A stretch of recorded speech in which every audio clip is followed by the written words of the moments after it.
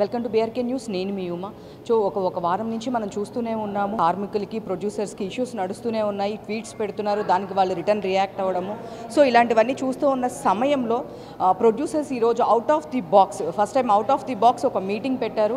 So మనతో పాటు ఈరోజు ఎస్కేఎన్ గారు ఉన్నారు, మాట్లాడదాము. అంటే చాలా రోజుల తర్వాత ఎమోషనల్గా ఎప్పుడు నవ్వుతున్నవి ఎస్కేఎన్ గారు ఈరోజు మాల వేసుకొని మరి ప్రాబ్లం సాల్వ్ అవ్వాలి అని చెప్పి చాలా ఎమోషనల్ అయ్యారు. అంటే ఇది సాల్వ్ కానీ ప్రాబ్లం అనుకుంటున్నారు ఏంటి, ఎందుకు ఎప్పుడు లేని ఇంత ఎమోషనల్ అయ్యారు? ఇన్ ఇయర్స్ మేము చూస్తున్నాము, బట్ ఫస్ట్ డే ఇలా చూస్తున్నాము. అంటే ఇది ఏదో నిర్మాతలకి కార్మికులకి మధ్య కాదండి, నిర్మాతలకి కార్మిక సంఘాలని తప్పుదో పట్టిస్తున్న వ్యక్తులకి మధ్య జరుగుతున్న ఇష్యూగా అది ఒక విధమైన డిప్రెషన్ వచ్చిందండి.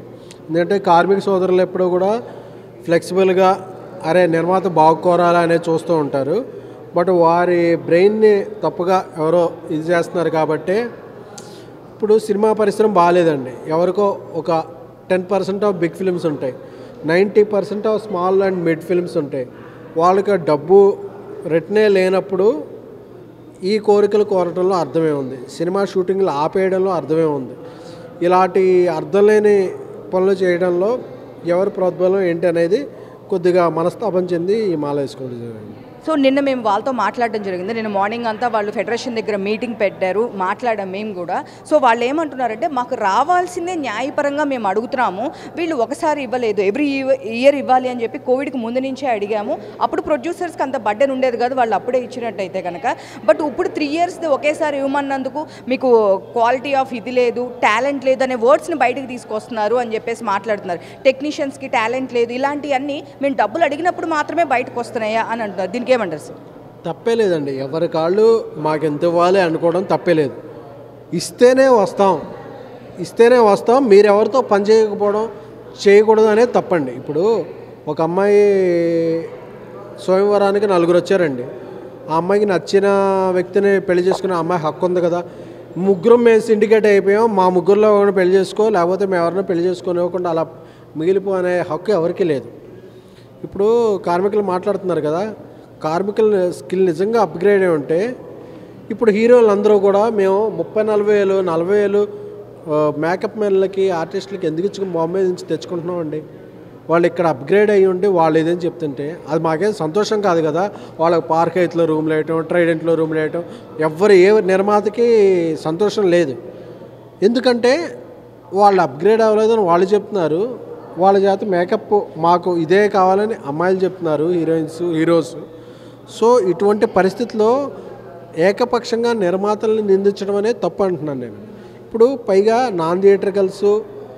థియేటర్కల్స్ కష్టమైన రోజుల్లో మీరు మాకు ఇవ్వండి, మీ చావు మీరు చావండి అనేది తప్పు కదా. ఇప్పుడు దీని డబ్బులు బాగా వస్తున్నాయి అనుకోండి, అందరూ అరే నువ్వు ఇంత తీసుకుంటున్నావు కదా మాకు కూడా ఇలా ఎవరికి రానప్పుడు నువ్వు ఎలా సస్తే ఏంటి మాకు ఇదే ఇవ్వండి అనేది ఎంతవరకు సబబు అనేదే నిర్మాతల ఆవేదన అండి. సో ఇప్పుడు బన్నీ వాసు గారు కూడా రీసెంట్గా మాట్లాడుతూ దీని పరంగా మేము అడిగాము, సార్ మీరు ఎవరికి సపోర్ట్ చేస్తారంటే మేము ఎవరికి సపోర్ట్ చేయను, న్యూట్రల్గా ఉంటాను. బట్ ఈరోజు చిన్న సినిమా తీయాలంటే నాకు 12 కోట్లు అంత ఖర్చు అవుతుంది, డీజిల్ బిల్ కూడా చాలా అవుతుంది అని ఒక బన్నీ వాసు లాంటి వాళ్ళు మాట్లాడారు. అంటే ఒక చిన్న సినిమా చేయడానికి అంత కష్టంగా ఉందా ప్రజెంట్?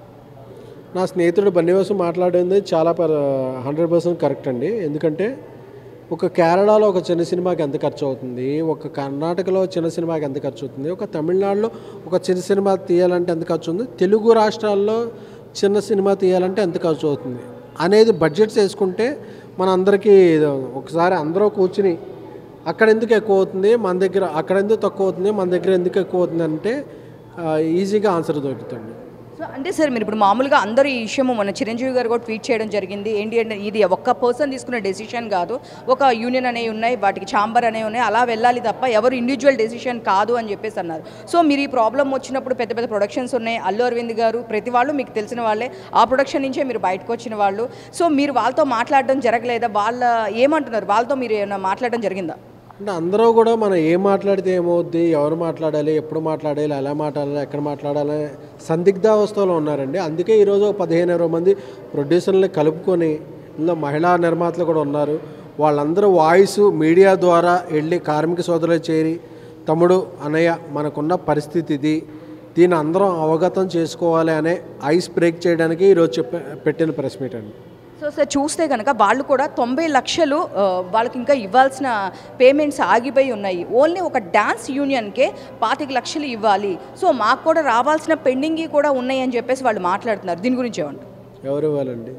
సో ఛాంబర్ నుంచి ఇప్పుడు సినిమాలు తీసిన వాళ్ళు ఎవరైతే ఉన్నారో వాళ్ళ దగ్గర నుంచి మాకు కూడా అమౌంట్స్ సినిమాల దగ్గర నుంచి రావాల్సిన అమౌంట్స్ ఉన్నాయి. డాన్స్ యూనియన్ వాళ్ళే 25 లక్షలు ఉన్నాయి ఓన్లీ ఫర్ మా డాన్స్ యూనియన్.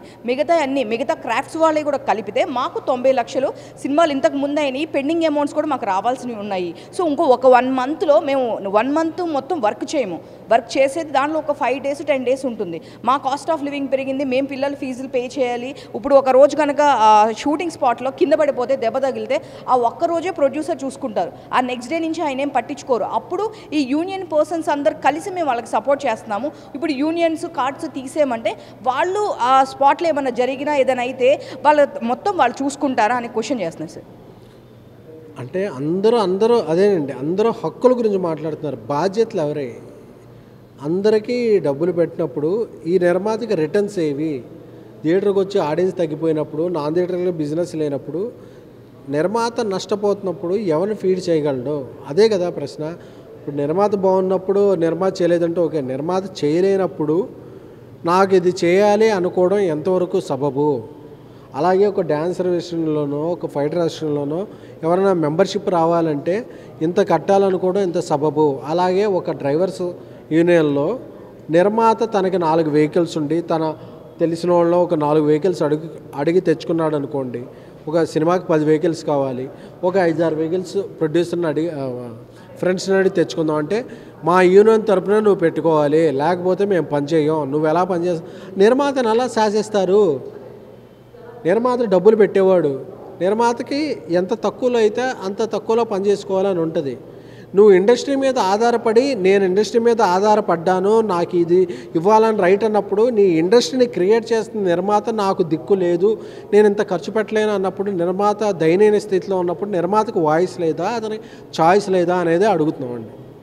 సార్ చూస్తే కనుక నాన్ కార్డ్ వాళ్ళు కూడా వర్క్ చేస్తున్నారు, నాన్ కార్డ్ వాళ్ళు వర్క్ చేయనీయట్లేదు అనేది మీరు మాట్లాడారు. నిన్న మేము వాళ్ళతో మాట్లాడినప్పుడు యూనియన్ సెక్రటరీలు అవ్వనండి, ప్రెసిడెంట్ అవ్వనియండి, వీళ్ళందరూ చెప్పే వాదన ఏంటంటే నాన్ కార్డ్ వాళ్ళు కూడా వర్క్ చేస్తున్నారు, దానికి మేమే మా అబ్జెక్షన్ చెప్పట్లేదు, బట్ వాళ్ళు ఎందుకు అలా అంటున్నారు మాకు తెలియదని ఒక మాట వినిపిస్తుంది. నేను రేపటి నుంచి నాన్ యూనియన్తో నేను షూటింగ్ చేసుకోవచ్చా అండి? నేను షూటింగ్ చేసుకుంటే రేపు యూనియన్ మెంబర్స్ ఎవరు డిస్టర్బ్ చేయకుండా ఉంటారా?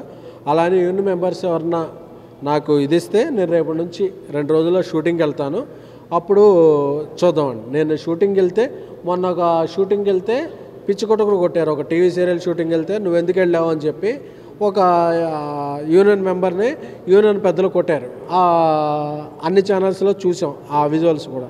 సో ఇలాంటి పరిస్థితులు ఉన్నప్పుడు నాకు ఎవరితో పని చేసుకోవాలనుకోవాలనేది హక్కు నాకు ఇవ్వండి. మీకు ఎంత ఇవ్వాలనేది మీ హక్కు, ఎవరితో పని చేసుకోవాలనేది నా హక్కు. మీ హక్కు నేను కాలరాయను, నా హక్కును మీరు అడ్డుకోకండి అనేదే నిర్మాతగా నా ఇది. సో చూస్తే కనుక మీరు ఒక చిన్న జర్నలిస్ట్ దగ్గర నుంచి, పిఆర్ దగ్గర నుంచి, ఎగ్జిక్యూటివ్ నుంచి ప్రొడ్యూసర్ అయ్యారు. సో మీరు ఇక్కడి నుంచి వచ్చారు కాబట్టి వేరే లాంగ్వేజెస్లో మలయాళం కానీ తమిళ్ కానీ టూరిస్ట్ ఫ్యామిలీ లాంటి సినిమాలు, చిన్న సినిమాలు కూడా తక్కువ బడ్జెట్లో తీసి అన్ని హిట్ అవుతున్నాయి. మనలాంటి తెలుగులో కూడా చాలా బాగా ఆదరిస్తున్నారు. కానీ ఎందుకని మన దాంట్లో అలాంటి సినిమాలు రాకపోవడానికి కారణం ఏంటంటారు? రాకపోవడానికి ఇలాంటి నిబంధనలు అండి. మా కెమెరామెన్కి ఎంతమంది అసిస్టెంట్లు ఉండాలి, ఆర్ట్ యూనియన్లో ఎంతమంది అసిస్టెంట్లు ఉండాలి అనే క్రూ సైజుని మనం డిసైడ్ చేయడం వల్ల పని వేళని 6 నుంచి 6 వరకు పనిచేస్తాం. 7 అయితే మేము ఎక్స్ట్రా రెమ్యునరేషన్ అడుగుతాం అనే కేరళలో కానీ ఇతరులు ఎక్కడా లేని ఇలాంటి అలవి కాని పరిస్థితులను మనం డిమాండ్ చేయడం వల్లే ఇక్కడ మనం అలాంటి సినిమాలు తీయలేకపోతున్నామండి. ప్రకృతి వనరులు కూడా మనకు అంత సహకరించట్లేదు. అందుకనే ఒక నిర్మాతలుగా మా వాయిస్ ఈరోజు రైజ్ చేయాలి. రైజ్ చేయడం కూడా కాదు, మేమేంటో చెప్పుకోవాలి అనే తప్ప మేము ఎవరికి ఎగెనిస్ట్ కాదు. అందరూ బాగుండాలి, అందరూ మనం ఉండాలి అనేదే మా నిర్మాతల పరిస్థితి. సో ఫైనల్గా ఇప్పుడు దీనికి క్లోజ్ అయ్యే పరిస్థితి ఏమన్నా ఉందా? లేదు అంటే మీరు అన్నట్టుగానే మీరు ఒప్పుకోకపోతే మేము వేరే పరంగా వేరే ప్లేస్కి వెళ్ళి చేసుకుంటాము, నాన్ కార్డ్ వాళ్ళతో చేసుకుంటాము అంటే కాల్ షీట్స్ తీసుకొని ఉన్నాం కాబట్టి వాళ్ళ కాల్ షీట్స్కి మేమేమి మళ్ళీ తీసుకోవడానికి మాకు డబల్ అమౌంట్ అవుతుంది కాబట్టి వేరేగా చేసుకుంటామని మాట్లాడారు మీరు ఇందాక. సో ఇప్పుడు రేపు ఇది సాల్వ్ కాకపోతే మీరు అలానే చేస్తారా? లోకల్గా ఉన్న స్థానిక కార్మిక సోదరులకు ఎవరికి వాళ్ళకి నష్టం చేకూర్చాలనే ఇది ఏ నిర్మాతకి లేదండి. బట్ ఎవరో అర్థం చేసుకోకుండా నిర్మాత ఎలా పోయాడు, మీరు ఎలా అయినా సావండి అనేటప్పుడు నిర్మాత కూడా బతకాలి కాబట్టి ఆల్టర్నేటివ్ మెథడ్స్ మీద దృష్టి సారించాల్సిన సమయం వస్తుంది. సార్ ఫైనల్ ఒక చిన్న సినిమా తీయాలంటే తెలుగులో ఎంత ఖర్చు అవుతుంది సార్? చిన్న సినిమా అనేదానికి ఇప్పుడు వెళ్ళలేవండి. ఇదివరకు 2-3 కోట్లు 4 కోట్లు చేసేవాళ్ళం. ఇప్పుడు ఒక చిన్న సినిమా తీయాలంటే 7-8 కోట్లు తక్కువ అయ్యే పరిస్థితి లేదండి. సో రిటర్న్స్ ఎట్లా వస్తున్నాయి సార్? అంటే ఇప్పుడు ఓటీటీస్ కూడా సేఫ్ సైడే ఉన్నారని మాట్లాడుతున్నారు. జీరో అండి, జీరో. ఇప్పుడు ఆ సినిమా హిట్ అయితే ఏమన్నా రిటర్న్స్ ఎక్స్పెక్ట్ చేయొచ్చు, లేకపోతే జీరో అండి. ఓటీటీస్ అమ్మినా కూడా అంతే అవుతుంది. ఓటీటీస్ కొనుక్కోవట్లేదండి, చిన్న సినిమాలు కొనుక్కోవట్లేదు. మీ సినిమా థియేటర్లో రిలీజ్ చేయండి, అది హిట్ అయితే మేము తీసుకుంటాం అంటున్నారు. అది హిట్ అవుద్దో లేదో దేవుడికి ఎరక.